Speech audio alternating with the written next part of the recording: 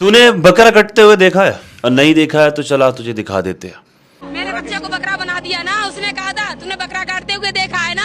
ईद के दिन कुछ मुस्लिम नौजवान एक हिंदू 17 साल के लड़के को ये बात बोल करके लेकर के अपने साथ में चले जाते हैं। उसके मना करने के बावजूद उसको जबरदस्ती वहां से लेकर के उसको वहां से चले जाते हैं और उसको वहां पर चाकू से उसको जो है उसका कत्ल कर देते हैं। यही कहानी चल रही है सोशल मीडिया पर ये बात बोलकर, और मरने वाले के घर वाले, उसकी फैमिली, उसकी माँ का भी यही कहना है कि वो ये कह कर के उसको वहां से ले गए थे कि तूने बकरा कटते हुए देखा है, चला तुझे बकरा कटता हुआ दिखाते हैं, और उसको वहां पर ले जाकर के उसकी हत्या कर दी गई।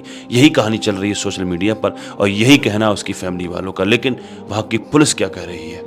मर्डर क्यों हुआ, मुख्य आरोपी कौन है और गिरफ्तारी किन की हुई? देखिए, मर्डर के पीछे जो कारण सामने आया है, ये लोग पहले से ही परिचित थे, दोस्त थे, और बाइक चलाने को लेकर इनके बीच कोई विवाद की स्थिति बनी थी, जिसमें आवेश में आकर उसने चाकू से हमला किया था और जिससे वो बुरी तरीके से घायल हुआ था और इलाज के दौरान उसकी मृत्यु हुई थी। पहले मैंने जैसा कि बताया कि 5 आरोपी इसमें नामजद किए गए हैं और इसमें से 3 की गिरफ्तारी पुलिस के द्वारा कर ली गई है। सर, कुर्बानी का नाम आ रहा है कि कुर्बानी देखने के बहाने बुलाया था, कितना ही सत्यता है, क्या है? नहीं, ये लोग पहले भी साथ में थे, उसके सीसीटीवी फुटेज हमारे पास हैं और बाइक चलाने को लेकर इनके बीच विवाद की स्थिति बनी थी और ये लोग पहले से परिचित हैं, उसके भी प्रमाण हमारे पास है। प्री प्लानिंग थी या नहीं थी, इतना बता? नहीं, ये प्री प्लानिंग नहीं, कि एक तरीके से आवेश में आके इस तरह की घटना हुई है। ये लोग पहले से परिचित भी है, जैसा कि मैंने बताया।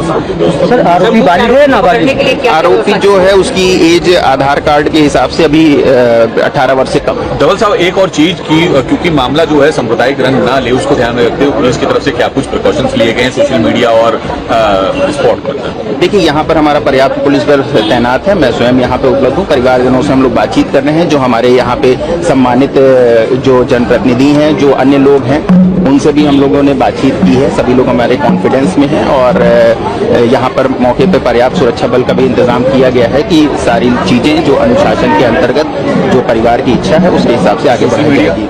बहरहाल जो भी हुआ, जिस तरह से भी हुआ, जैसे भी किया, उन्होंने गलत किया। उनके खिलाफ सख्त कार्रवाई होनी चाहिए और हो गई है।